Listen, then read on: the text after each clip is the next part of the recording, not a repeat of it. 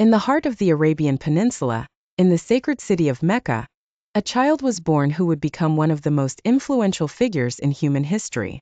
His name was Muhammad ibn Abdullah, and he was destined to bring a message that would transform the world.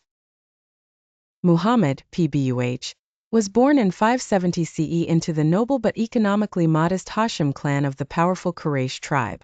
His father, Abdullah, died before he was born, and his mother, Amina, passed away when he was just 6 years old.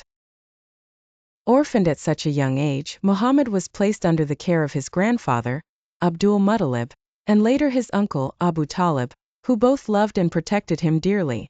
Even as a young boy, Muhammad was known for his honesty, kindness, and wisdom. These qualities earned him the nickname Al-Amin, meaning the trustworthy.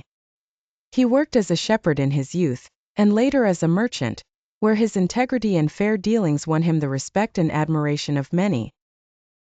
At the age of 25, Muhammad entered into a marriage with Khadija, a wealthy and noble widow who was 15 years his senior. Their marriage was one of deep love and mutual respect, and they were blessed with several children. Khadija was not only his beloved wife, but also his confidant and the first to believe in his prophetic mission. Muhammad's life took a dramatic turn when he reached the age of 40. It was during one of his frequent retreats to the cave of Hira, where he would meditate and seek solace from the moral decay of Meccan society, that he received his first revelation. One night, during the month of Ramadan, the angel Gabriel appeared to him and commanded him to read. Muhammad, who was unlettered, responded that he could not read. Gabriel embraced him tightly and repeated the command. Read in the name of your Lord who created man from a clot. Read, and your Lord is the most generous, who taught by the pen, taught man that which he knew not. Terrified and confused, Muhammad rushed home to Khadija, who comforted and reassured him.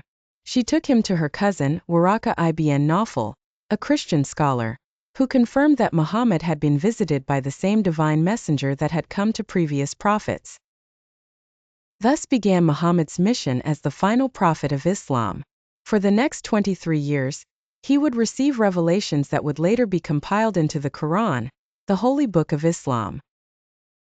His message was one of monotheism, calling people to worship the one true God, Allah, and to live righteously by following his guidance.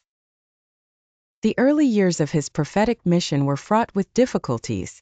The Quraysh, who controlled Mecca, saw Muhammad's message as a direct threat to their power and the polytheistic traditions that underpinned their society. Muhammad and his followers faced intense persecution, social ostracism, and economic boycotts. Despite the hardships, they remained steadfast in their faith. The persecution reached its peak when the Quraysh plotted to kill Muhammad.